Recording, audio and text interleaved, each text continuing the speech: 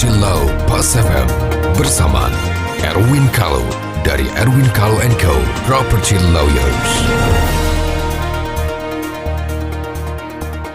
Mitra bisnis Pas FM dimanapun Anda berada. Jumpa lagi dengan saya Erwin Kalau dalam acara Property Law.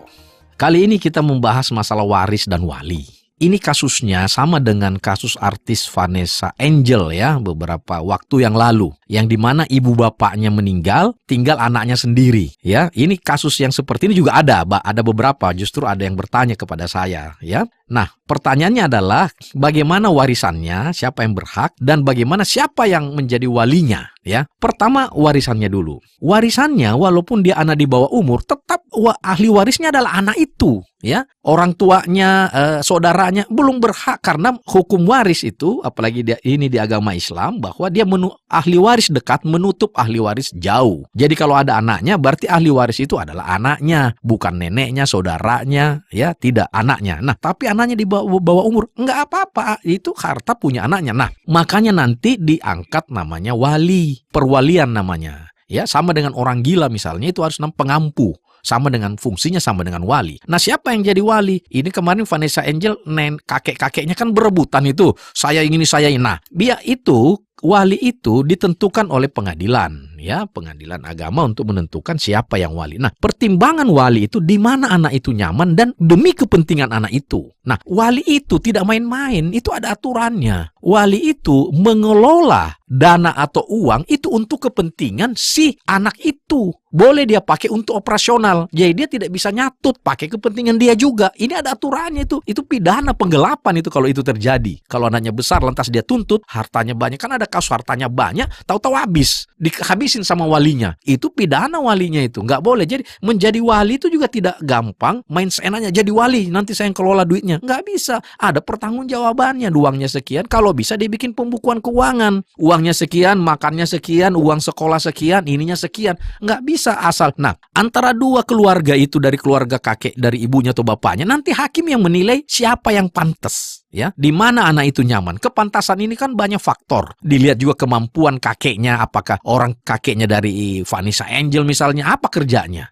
Bagaimana moralnya? Ya, bagaimana track recordnya dengan kakeknya yang sebelah sini? Yang mana? Itu ya, itu pertimbangan semua. Ya, jadi jangan mentang-mentang saya kakeknya lantas itu harus di saya. Oh, nggak bisa. Itu akan dilihat nanti. Ya, itu namanya perwalian. Sama juga dengan tiba-tiba anak yatim, tiba-tiba misalnya dia cacat atau gila, itu diangkat namanya pengampu. Yang mengangkat siapa? Pengadilan. Itu ada prosedurnya. Inilah yang banyak yang orang awam tidak mengerti, bahwa tidak bisa main tarik-menarik begitu aja. Tapi kalau kecuali ada kesepakatan di antara mereka sepakat, oke, kamu aja deh yang jadi walinya. Nah, itulah. Nah, kalau bisa, zaman sekarang ini kan banyak masalah, sehingga kalau bisa yang diangkat jadi wali itu dibikinkan satu pernyataan tertulis. Walinya si A, saya akan begini, saya akan bisa, semacam pernyataan lah.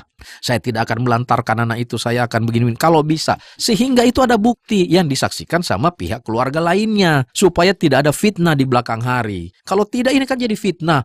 Uangnya itu kan sekian uang.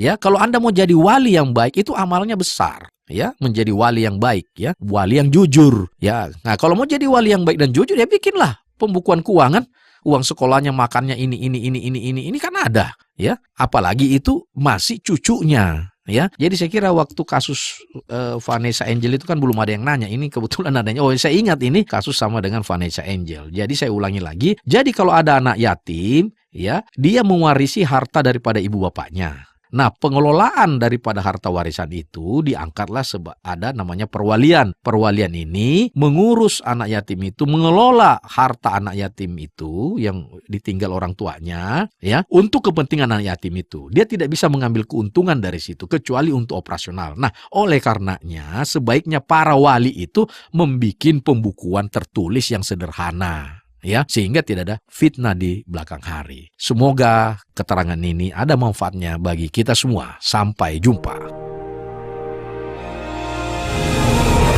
Nantikan Property Law Pas FM berikutnya. Bila Anda memiliki pertanyaan Property Law, email ke redaksi@pasfm.com. redaksi@pasfm.com.